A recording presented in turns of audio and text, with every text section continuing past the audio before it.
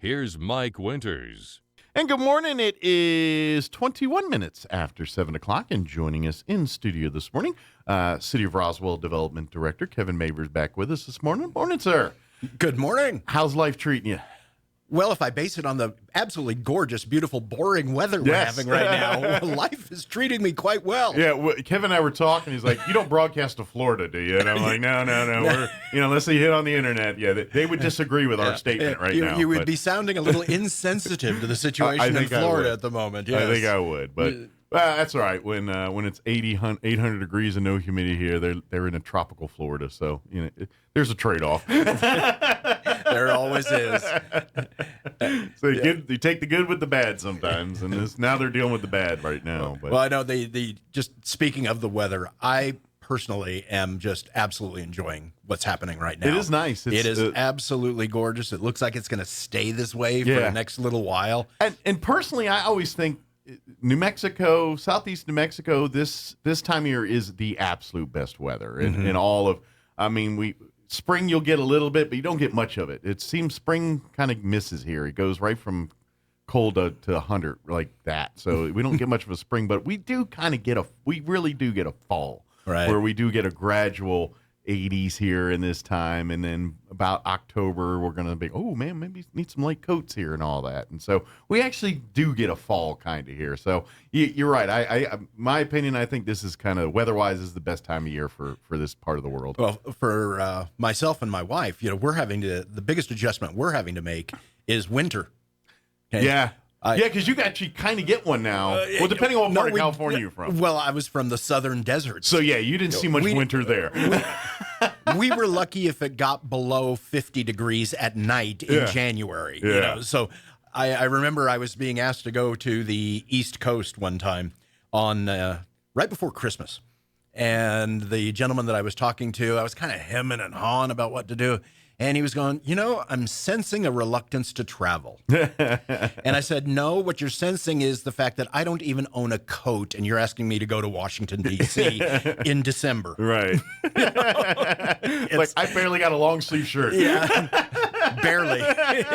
That's for that one night it gets down to like 50. Yeah, I had to buy a few of those when I moved here. Long sleeve shirts anyway. So, but even last night, just turning off the air conditioner and just letting the cool air into the house before we went to bed last night, and just absolutely gorgeous. Yeah. I've had the opportunity, with things being just a little bit slower around the office the last couple of days, I've had the opportunity, which I don't get very often, to actually take a lunch break. Okay, so I take my lunch break when I can take it, and...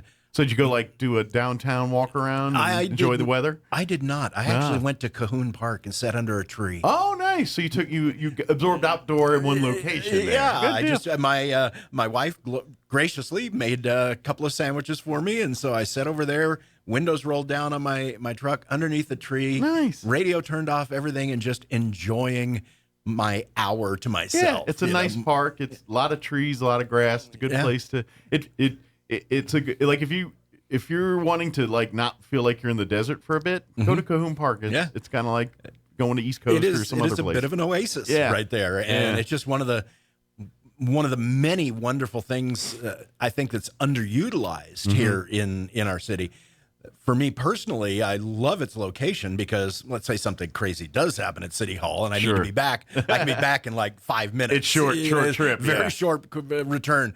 But for that time that you're there and you just roll down the windows, turn off the car, sit outside and just enjoy this weather. It's amazing. Really amazing. It's one of from the history of this community and everything, you know some of this, but back when the pool was still there, when the Cahoon, that was, I think it was a more popular park back then, but when the pool, because it just got old and they had to get the new one there, people don't utilize that park as much as they should. I don't think, I know they're putting the pavilion, and so there's steps to do that, but it's kind of a transition park right now. I think for so many years, it's been the place where people go to the pool, and they even used to do some Cinco de Mayos and those celebrations out there. So I think it's kind of looking for its new niche, its new new thing for people like to go there and do. And I hope it's to go out there. I see a lot of people like doing like birthday parties and get their little jolly jumpers and stuff on the weekend. Yeah, I actually it's a great park for I went that to a kind of car stuff. show there not long ago. Yeah, it's a great park for that kind of stuff. Yeah, so it's a again, I think it's an underutilized resource here in the city. I think it's just it's a beautiful place. Yeah, but unfortunately, nationwide, we're seeing a decline in park usage. People are staying indoors more. People are enjoying electronic sports and games. You'd think it like right now with coming out of COVID, people be more inclined to get out of the house for a little bit.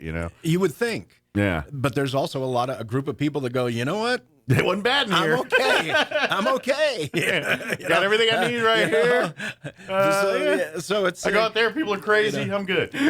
I guess the point of this whole silly little discussion is, if you haven't been to our local parks recently, get out. Absolutely. And one thing I love about Cahoon Park is the history there too, because those stone walls that's all history right there. That was POW work and things. So as beautiful and as nice as it is out there, it's also very much part of the fabric of this community, and that's what I love about it. I love that tie to the history of it to the community. Well, speaking of another underutilized resource, our historical society. Yes. Okay, I am amazed at how few people utilize that resource. Yeah, I see more people that are coming from out of the area go over there and look through the books, look through the archives, look through the tour the actual structure, the historic structure, and learn about our background. Then I see locals going over there.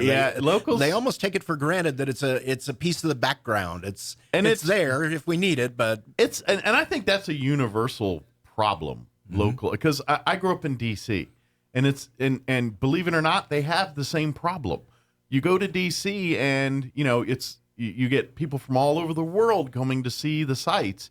But there are a lot of people that are native to the area. It's like, I've never been to the Washington Monument. No, I've never, been to the Air and Space Museum. And I'm like, how have you been here your whole life and never gone to these places? And so I think that's unique to everybody. We never, you can't smell the forest from the trees or whatever, whatever Could be. see the forest from the trees kind of thing, where if you're in amongst it, you don't realize what you got until you're outside looking in. And, speaking of Washington, D.C., I just made reference to it. I did go on that trip, okay, and it almost didn't make it home for Christmas because got caught in a snowstorm. Have no idea. And they don't know how to deal.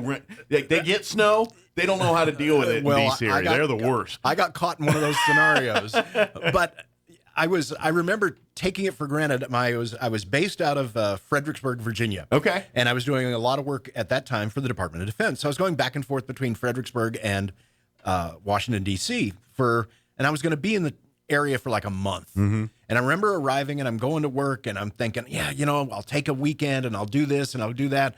And then one weekend passes and I'm still busy. And then the second weekend passes and I'm still busy. And the third weekend passes. And it's like, I'm not going to see anything except the inside of the Pentagon and the inside of the office in Fredericksburg and my hotel room. And that's the thing, Fredericksburg's south. So if you want to get into D.C. proper, depending on the time of day you get in, it might be a little tricky if you're going through traffic and stuff, because anything or inside the Beltway and just outside the Beltway, you think rush hour is bad here. That's one of the worst in the country right there. That it rivals L.A. As far as bad drivers and that kind of stuff. But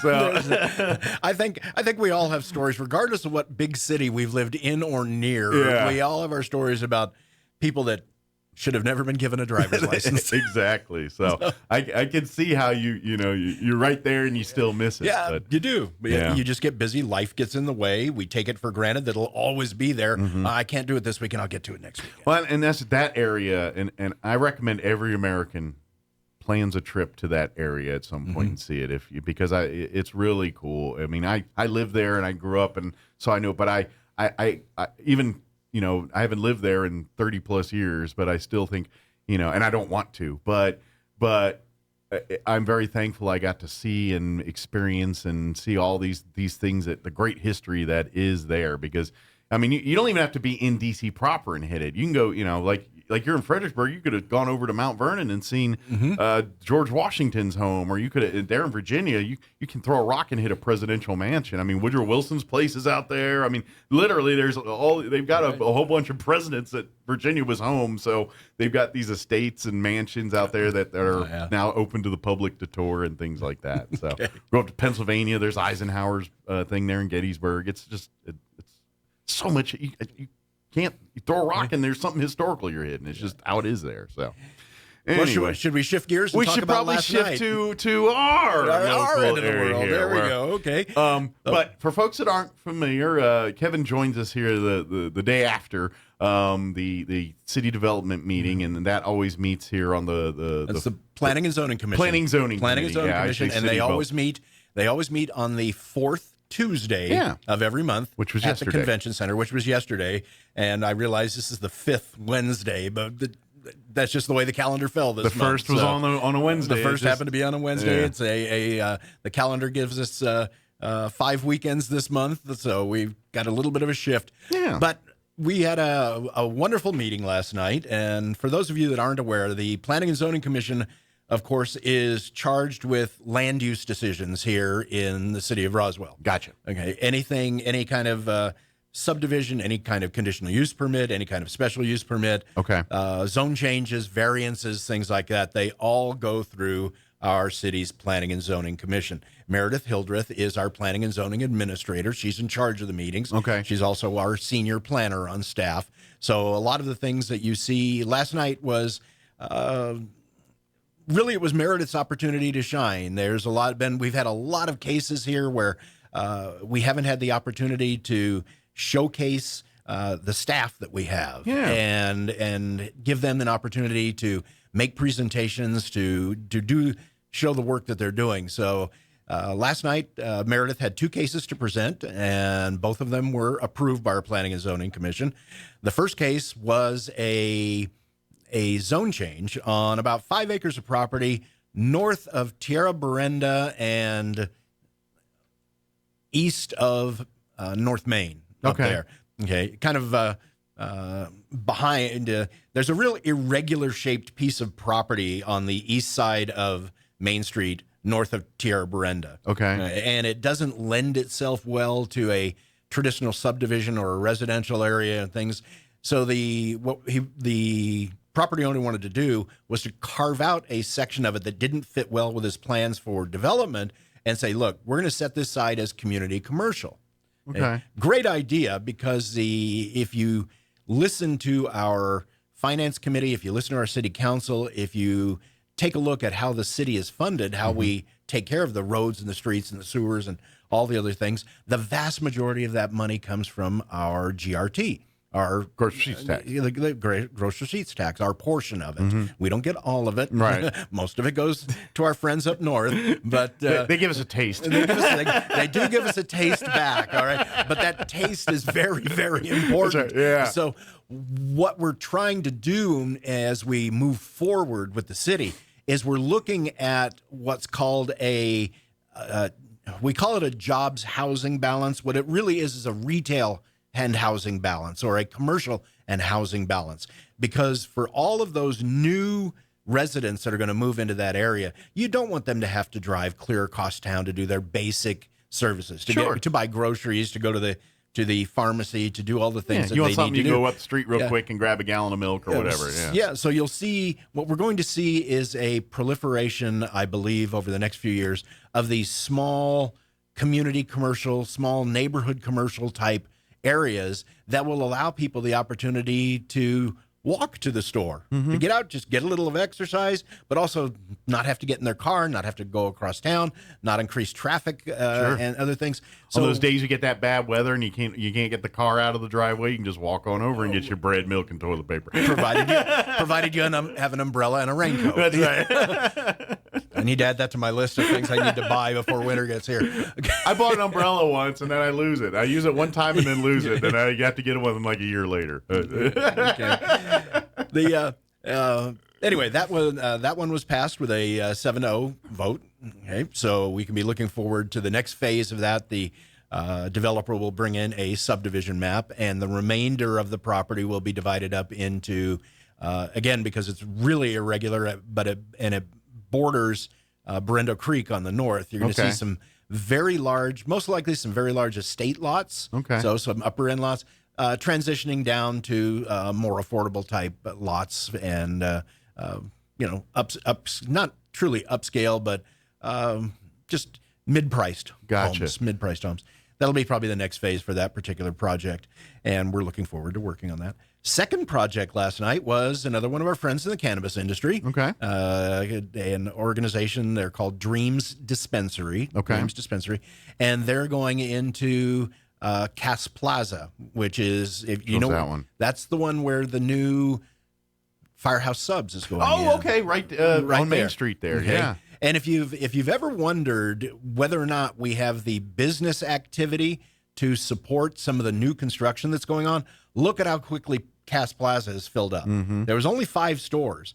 4 of them are already filled. Nice. Okay.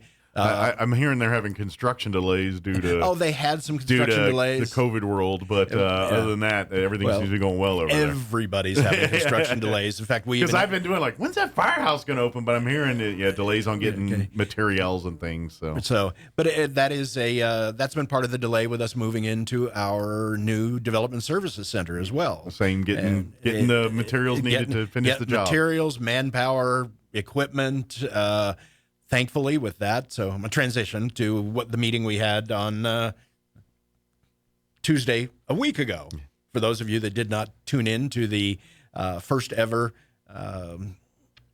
Community Development Forum. Yes. I believe that's what it was called. Myself, I was there. The forum was moderated by a deputy city manager, Mike Matthews. Okay. And I was there representing community development as a whole, but we also had Toby Franco, who is our code enforcement supervisor. Okay. And we also had Todd Versiglio, who runs our real estate division. You can say the Hobbit. Most people know him as the Hobbit. So I don't know if that's on his name tag, but that's how most people know him. Yeah, I believe it's on his business card. Yes.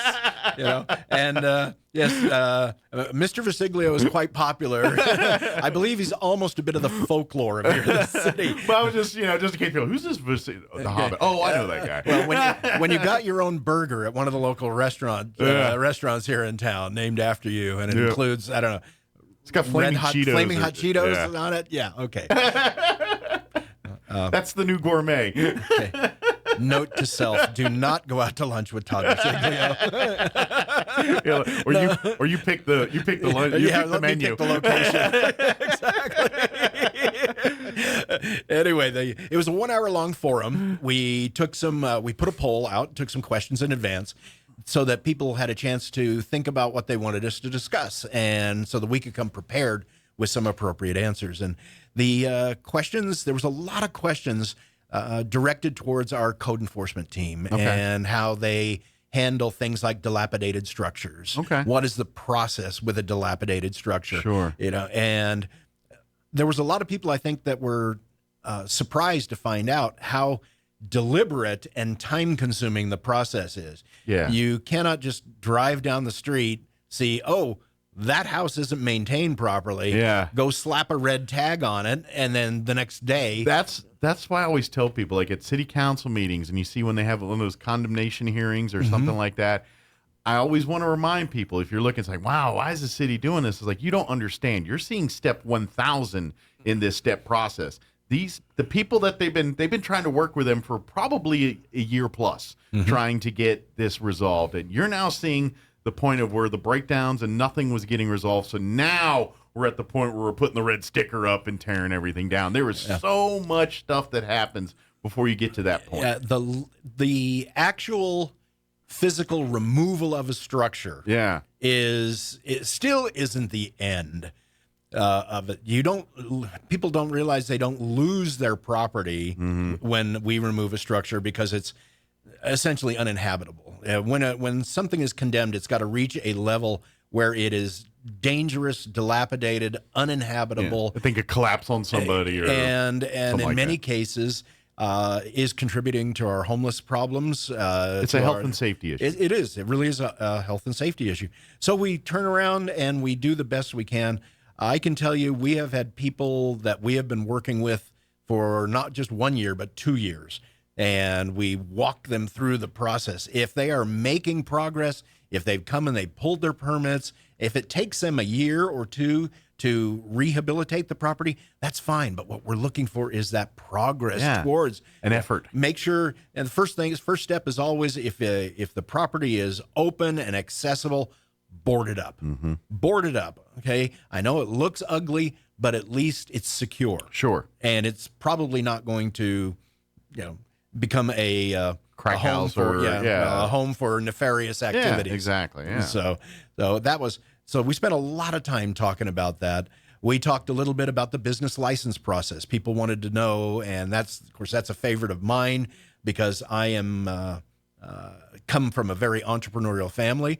We have started a lot of our own businesses. We have run a lot of our own businesses. My wife is a small business person, offering her services to all the residents of the city of Roswell. If you'd like more information, give me a call. That's right. Ding. Where's my bell? Better be careful. I'm going to get charged the commercial rate here in a minute. Yeah, don't let my salespeople hear you. They'll be like, Kevin, you owe me $10.50. But the point is the process. If somebody takes the time to walk you through it and say and ask you, okay, what is the determine the form of your business? Is it a sole proprietorship? Is it an LLC? And walk you through the process at the state level to work through the Secretary of State. And then you need to get your federal tax ID number. Once you have those two things, and you go back to the state and you get your GRT number through that. Once you've got those three things, okay, now you come see us at City Hall. And we will walk you through the business registration process and make sure that you're doing things legal, proper, above board. Sure. Because there's so many people, I think, that are just afraid to walk into City Hall. This seems to be a battle I've been fighting since I got here. I don't want to go to City Hall. I haven't been doing things right. We're here to help you do things right. Right. That's the point. We're not here to. We're trying to get it fixed. We're trying to exactly. Yeah. Because we want you to have a successful business. We don't want you to become subject. If you're not registered properly and you don't have all those wonderful numbers that the states and the feds want, you don't need to be worried about the city of Roswell. Yeah, the state will let you know. The state will let you know. The feds will let you know. They're not as polite about it either. Yeah, no, they are quite very unpolite.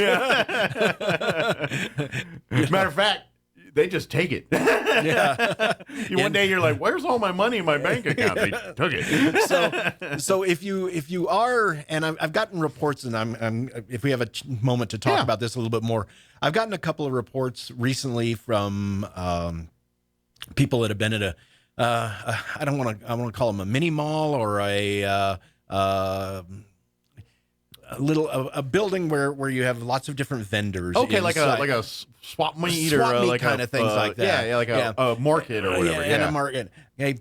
Even if you're indoors inside one of those and you have a vendor space, you still need to have a City of Roswell business registration or business license. Okay, and it needs to be displayed on your booth. Okay. So I'm going to be making some rounds. I'm going to be talking to people and encouraging those helping them through the process, helping them getting them come and see us, come through the process. I'm less concerned about what you have been doing. Let's get you right now. Yeah. Let's correct it. Yeah. And let's move forward together as a community, as a city. Absolutely. So that we can all prosper from the things that you're doing, and we can legitimately refer people to you. We can legitimately say it. Well, when you have the vendor's license and everything, it's back to that gross receipts thing we're talking about there. It does. It's because the more money that's reported being spent here, the more money that comes back to fix things around here. So so we want to make sure that's done properly. So and this is that debate where people, it's like, well, when we talk about public assets, parks, things like that, that's the responsibility of all of us to take care of, maintain, and fund and support. And I get it. You're like, oh, what's all this stupid paperwork about and all that? But it's to ensure that, we all pay our fair share into things, and we're all doing our part for the community. And I know you want to avoid taxes and things like this and all that, but there's, there's a legal way to do that and a not legal way to do that. Don't do it the not legal way. Exactly. Talk to your tax advisors on the legal ways to protect you on some of those things. Right. You know? And that is, it is still my belief that the best way to I don't want to say avoid paying taxes, because that's not the term I want to use, but Sure. there are so many legitimate deductible business expenses that you have. And if you're doing business from your home, okay, and you have a business license permit or a home business permit, you can deduct a portion of your home for your home office or the place where you do the business. I think it's up to like 25% of your home can be deducted. Oh, wow. For business purposes. Now, check with your tax advisor on that. Yeah. I'm not a tax advisor. Any legal or sage advice we give you on the radio, please consult an expert. But I've helped a couple of people recently, and they showed up in my office and asked about a home occupation permit or a home business registration.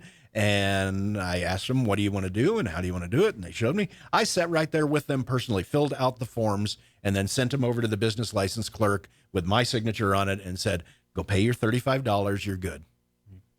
Nice. Go start your business, Yeah. please. I wish you nothing but success. And that's at the end of the day what everyone wants. We want everyone to succeed. We just let's help get it all done. So, like I said, if you see Kevin, he comes through and he's like, "Hey, let him help you get you in compliance." And trust me, now you don't have to worry. You don't worry about they're going to come after me. You know, you were talking earlier about people getting nervous walking into City Hall. You want to do that anymore? And that I think was the one thing that I spent the most time on last Tuesday, a week ago Tuesday, at the forum, was reminding people that we are, the sole purpose of the new Development Services Center is to dramatically increase the levels of customer service. We want to be there for you. We want you to be able to walk through our door. We want you to be able to get answers to your questions. If those questions can't be answered by our staff, we'll make sure you get in contact with the right person. If you come in and have questions about a business license form or a community development application or code enforcement or anything else, we're going to have one customer service window for each of our divisions. Oh, nice. Okay. Well, right now you walk into our departments and we've got two. That's all we've got, and we're spread out over a between a couple of different buildings. Now we'll all be in one place. Logistically, it'll all So if flow smoother. So if you're a builder or a developer, you walk through the door. Hey, I need to speak to planning and zoning to make sure that so that I can get a placement permit, or I can get a fence permit, or I can get a permit for a garage or a carport or something like that. Oh, but I've got to. Then I need a building permit. I need to get the permit for the building. I need to talk to our building and inspections people about all of that. Okay. Oh, but you know what? The house right next door, they got 3-foot tall weeds. Can I talk to code enforcement? It truly is going to be a one-stop shop. Checklist of things. And while I'm at it, I need that home business first. Right. So, check with the business license. Okay. It's going to start looking like those Progressive commercials. Originally, we had the shopping cart, and they're putting the boxes of insurance in there and all that. They've morphed to other stuff, but that's kind of what it's going to be like. It really is. That's actually not a bad idea. Maybe we should have the shopping cart. You just pull out the thing. People I need to talk to. Put it in your cart. Go to the counter. That's right. I got a code enforcement and. Right. But we don't want anyone walking away either without their questions answered to their satisfaction. Sure. Now, let me rephrase. By their satisfaction, sometimes we do have to tell people no. Yeah. We don't want to do that, but sometimes we're up against state law in particular, especially where, let's say, building permits. We follow the building permits exactly as the state lays them out. We adopt the state code, bring it on down, adopt it. It becomes our code. So if you come in with something that's a little bit of an issue with your building, we really have no choice. It's got to be done to the standards. Sure, that's not flexible. Yeah. The other issue sometimes is fire code. fire code. And sounds like these are areas where you get into health and safety. And any time when you cross into those areas, there isn't compromise when it comes to health and safety. There shouldn't be any compromise. Exactly. There shouldn't be any compromise. We have people that depend on us doing our job. And our fire marshal is one of our most underappreciated people in this town. He goes out every single day and looks at structures and looks at things, provides advice and information. And people, I know people are always like, why you got to go in here? But trust me, that person's saving lives every day doing that, because if there's not someone checking in on this stuff and this stuff goes unchecked, all it takes is one fire, one tragedy to explode into something major because people didn't do simple fire code things, and one building turns into a whole city block that gets burnt down or worse because of these kind of things. So please understand, it's not a power trip thing. It's their job to make sure that the community's is safety is as great as possible, and this is what they've got to do to ensure that. So just think from that perspective, not like, oh, fire marshal's here to shut me down. You know what I mean? The last thing we talked about at that forum, though, and Mike Matthews did a terrific job at reminding people how lucky we are here in this town. We have, and I'm going to go back and praise our building department one more time. We have one of the few certified building officials in all of Southeast New Mexico. Okay? The county doesn't have a CBO. Yeah, there's a lot of the small towns and everything. They don't have a CBO. We have our very own certified building official. This is a state license that gives him authority to do tremendous things, and it really, really, really helpful. We have state licensed plumbing inspectors, mechanical inspector, electrical inspector. We have a full service building department. We can do everything, and most other communities in this part of the state cannot. That's great. But we can take care of you. So when you call, if you're in one of our southern communities further to south, or even out in the county, possibly, you call for a inspection. You may wait several days before that inspector shows up. It may be a week before that inspector shows up because they have to come in from out of the area, especially if it's a specialty inspection like mechanical, plumbing. So I'm kind of curious, are some of our city guys getting called to do work outside the city in the county because of their special skill sets? Yes. The answer to that is yes, and we actually do have an agreement to help support some of those cities. Good. Okay. So. Right now, though, we are so busy, and we don't want to. They got enough in-house work to work on. Well, yeah, we've got enough in-house work, and we certainly don't want to reduce our response time.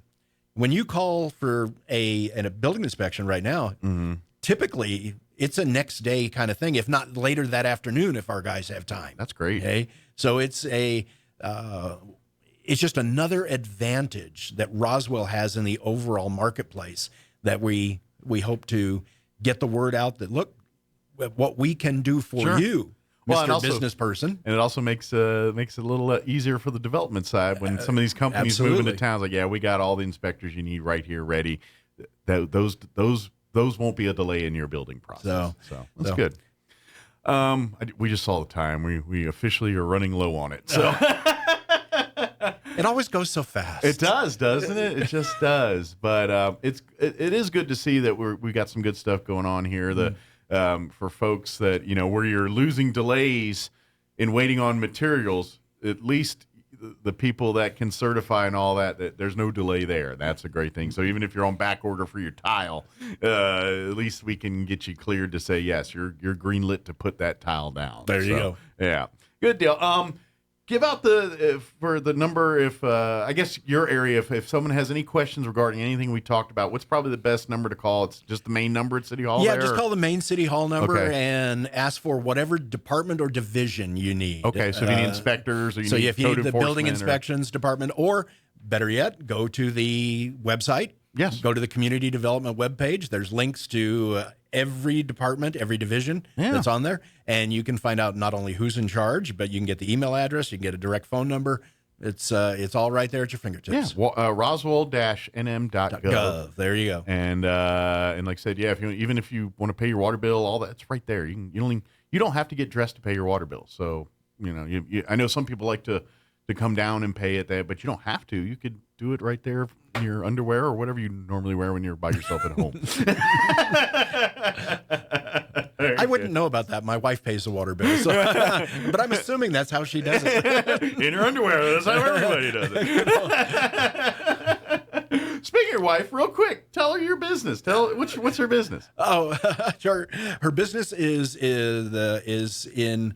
She is a avid gardener, but she was a former teacher. Okay. So she learned about all kinds of wonderful things and how to teach. She transitioned from that into, she went back to school and got an MBA in sustainable development. Okay. And then also went through the UC Riverside Master Gardener program. Oh, cool. So she is very much on the forefront of, what do we call it? Conservation management, resource management. Okay. Lush and efficient landscaping. Gotcha. And on top of that, she'll write a grant here and there and do a few other things. Nice.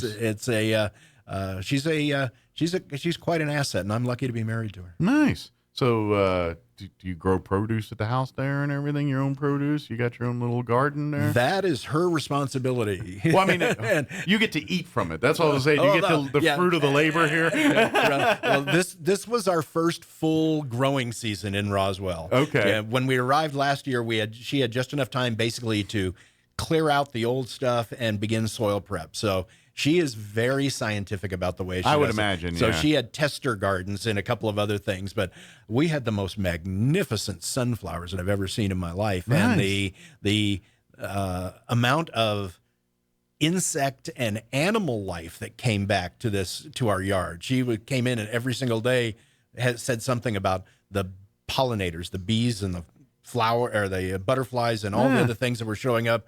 And then one day she comes walking in and she goes, "Honey, we got a tortoise in our yard." And no idea where it came from. It just showed up in the middle of the garden. and that's a kind of a neat little thing to see. So I'm glad to see that. Good deal. Well, thank you as always, Kevin. Appreciate it. We'll see you next time here. And if you want to bring some produce, hey, here's some zucchini. Farmer's market. That's right. The farmer's market. That's where I'll go. Thanks, Kevin. All right. 7:58. Let's get you